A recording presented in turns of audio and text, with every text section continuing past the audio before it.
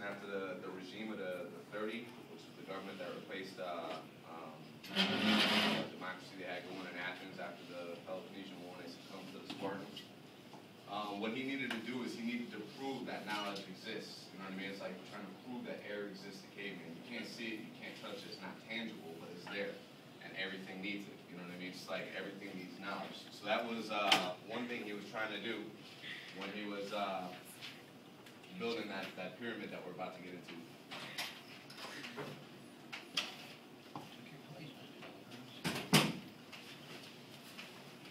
Alright, y'all don't gotta draw this, it's just kind of a little. Alright, that's the Earth, picture Earth down there. This is the metaphysical plane that exists up above everything else. This is where, like, we're talking about the real desks and the real chairs, real trees and fruits and apples, and like all that stuff really exists up here, and it never actually exists down here. And much like the sphere of the Earth, you got things that are always becoming. This is where they're becoming over here. And then, what was the second part of that arc? It was becoming and what? And being. And being. So you never stand still. You're never an actual thing. You're all, you know, it's like how they're saying change is constant, all right? Well, he needed to the other sophists, he needed to prove that knowledge is real. It's a tangible thing. You know what I mean? And so, by doing that, that's where he broke down knowledge between the metaphysics and epistemiology. He broke it down like that, so that way it almost became irrefutable. And that's what he wanted, something that he could hold to them and say, this is what it is, there ain't nothing you can say about it. You know what I mean? And so that's where we start getting into building this pyramid thing that I was talking about. The book has it as just a straight up box with all those sections through it. But if you picture like a pyramid, it's a little bit easier to understand.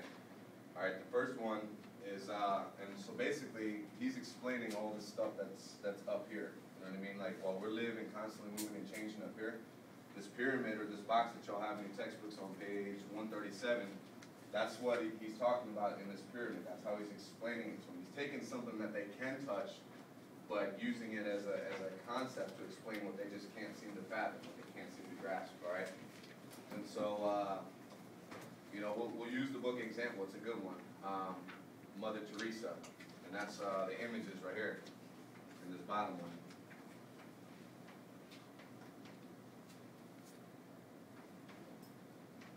That says imagination. All right, so now you have the image of Mother Teresa, and that's in your imagination. So if all y'all close your eyes for a second, because we'll actively build this up. I'm sure he probably made the other sophists do this practical application. Okay. So if you close your eyes, picture Mother Teresa, you know, and I guarantee to each and every one of y'all, Mother Teresa is going to appear to look different.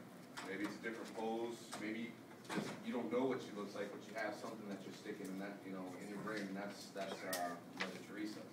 All right, so that's the images, and that's the imagination part of the knowledge of the epistemiology. This is the metaphysics side. This is the train, basically, that's going to carry us through the different levels of knowledge, through the different levels of ultimately up to understanding. But this is the way that we're going to get there. All right, so now that you've closed your eyes and you've pictured Mother Teresa, you have a concept of what she is. You know, that goes along with, like they were saying, like the reflections in water or a reflection on a shiny piece of metal back then or whatever. It isn't really, but it is. You know what I'm saying? That's not a real person that's in the water looking back up at you. It's yourself. It's a reflection. So those are the images, and they come from imagination and that part of that level of thinking. All right. So now that your eyes are closed, you pictured Mother Teresa. Now you open your eyes, but there before you is actually standing Mother Teresa, and now you can identify her as a physical object, something else in this room. You know what I mean? It's not Ranger. It's not Tony. It's not Professor Horton. It's Mother Teresa. You can identify her. So for that one, that level right there is sensible objects.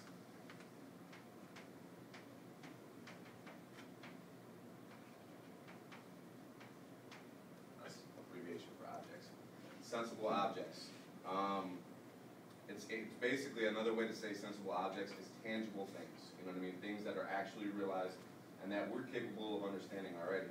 All right. So now now he's breaking down the next level of knowledge. You know what I mean? He's trying to explain to these people, he's trying to explain to them, this is how we know what we know. This is why knowledge is real. You know what I mean? And it could be tangible based on which way, what you're going to do with it. All right, so this one right here is perception. And I bet you he had most of the sophists with perception because they all argued about more towards relativity and relativism. You know what I mean? It is what it is to yourself. Perception is the same thing, same way. It's what you perceive. You know what I mean? And so now before us in this classroom right here, we would have Mother Teresa standing here. You could perceive her, you could touch her, you could see her. Maybe you can even smell her. You know what I mean? She might have a holy fragrance of I don't know, what's that stuff called that you burn? Incense. You know what I mean? She might smell like incense up in here, like church or something. All right. All right. So for this is as we're building up our understanding of just the simple concept of Mother Teresa. We're growing in our own knowledge. All right. But we're breaking it down how how knowledge actually works. All right. From there now we have lower forms on this part.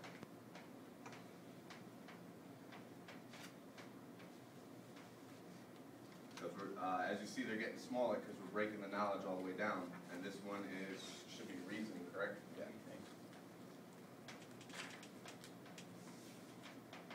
Reasoning is basically they're facts that are pretty much not arguable. You know what I mean? So that was another hook that he could throw out to the sophists and be like, look, you can't argue this. So for our example, Mother Teresa as a woman, you really can't argue that. You know what I mean? She's not the Incredible Hulk. She's not Vince McMahon. She's Mother Teresa. All right, so you can reason that in a lineup of human beings. You could say male, male, female, which is the Mother Teresa figure that we're working with, another female, and then another male. So that's where the reasoning is. This is the tangible evidence. It's the stuff that we can touch. You know what I mean? It's the stuff that sophists can't argue about. All right. So now that we've reasoned and we've identified her, first we have the image. You've heard a story or in a newspaper. None of us has anybody here actually seen Mother Teresa? Probably not. All right, but we all have an image of her in our head. You know what I mean?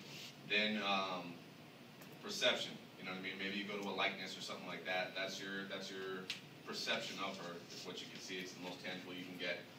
Then your reasoning. It's the next level up in the ability to use our knowledge. Reason that she's a female, she has this color hair, this color eyes, she walks like this. You know what I mean? That's your reasoning. You can't argue it because that's how it is. But now for the final part of knowledge, like the part that some people just don't have, some people do have. You know what I mean? This is a poor example because it makes it really easy and it makes it really simple, but makes it seem really simple. But this is the hardest part to ascertain when it comes to knowledge. It's the understanding of things. You know what I mean? And it's like a forward projection of you understand it this way, but what does that mean for later? What does that mean for what already has been? So like the understanding part is the part where it's your higher level thinking that's going on inside yourself. So for this one, we'll just abbreviate understanding like that. And this one is we'll just put good versus evil. It's a simple example. All right, we've identified an image, her image to us in our mind's eye. We've opened it. Now we see her, and it looks similar to our mind's eye. So things are starting. It's like the camera coming a little more into focus. Now we assess and we reason with what we're looking at, and we assess that she's a female. She's yay tall. She's got this color hair. You know what I mean? Now we take all these, and at the pinnacle of the pyramid, we take all these, and it adds up to, basically, it's your understanding, but your understanding is what shapes your opinion. You understand that she's a good woman. You understand that she's very saintly.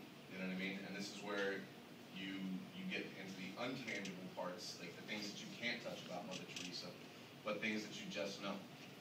So basically, what this model did was for him to actually map out and argue, like people. Before that, someone had asked you, why do you know that? Well, I know it just because I know it. You know what I mean? And the sophists wouldn't accept that. You know what I mean? Especially from a winger like Plato coming after Socrates. You know what I mean? You have to prove it. So he broke down this model to actually prove it. You could do it with anything on this side. You know what I mean? I'll tell you, like, you know, we'll take it back to Mother Teresa. We'll picture a rotting apple. All right, you close your eyes and picture a rotting apple. And that's the image that's in your mind when you close your eyes and picture rotting apple. Then you open your eyes and you see that there really is a rotting apple in front of you. Maybe you can smell it. Maybe you see the worm crawl around it. The lower forms: is it a red apple? Is it a green apple? Is it a crab apple? Is it even an apple that people can eat, or is it just somewhere in the family of apple? You see what I'm saying? And then ultimately you decide: is it good to eat? Is it bad to eat? You know, what are the repercussions for, you know what I mean? It's that higher level of thinking that you've assigned to this object. Do y'all have any questions so far? Is the concept, go ahead. I think for the topic here, yeah, I could be wrong, but for the, like, the metaphysical part of the topic pyramid, I think it's more along the lines of like the Platonic form of Mother Teresa, which is the good, Yeah. rather than like the good versus evil kind of concepts. Yeah. Well, the reason I put evil is when we were shooting around after class, me and a couple of my bad buddies were having beers and we're talking about this in the bar. The best way to do philosophy. I'm not lying. And so you could assign all this, you know, to someone who, like we did last time, with like, was, you know what I mean? You could, at this part of the pinnacle of the period on this side, for the metaphysics side, you could ultimately decide he was ultimately a bad person. See what I'm saying? Like, this is where you start to assign and define the being that you recognize. So this is the process of recognizing a being and deciphering and assigning the being, and then this is the part of understanding the being and the being's influence on yourself. Yes. So is it pretty much your opinion after you've been enlightened? It's yeah. The understanding part of the model gives way to your opinion. You know what I mean? It's because how you understand the object. You know. Now I'm sure he had a lot of arguing to do after this, because a lot of people might have jacked up opinions and this and that.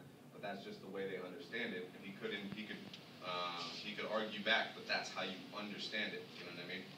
And so that's how you achieve that part of the pyramid. Does this break down like a little bit simpler for y'all to understand? Everybody got dividing line? Everybody. You can see how the divided line could be used to refute the sophist. Everybody can see how the divided line could be used and was used to refute the sophist. Because we're going from what to what? On an epistemological level, we're going from what to what? From imagination to understanding. We're going from opinion to knowledge. Yeah. We're going from becoming to being. And excellent job, Mr. Wellington. And this line here, thank you so much, sir. This line here, we're going to see this with a divided line. So on a metaphysical level, we're going from here's the becoming. It's like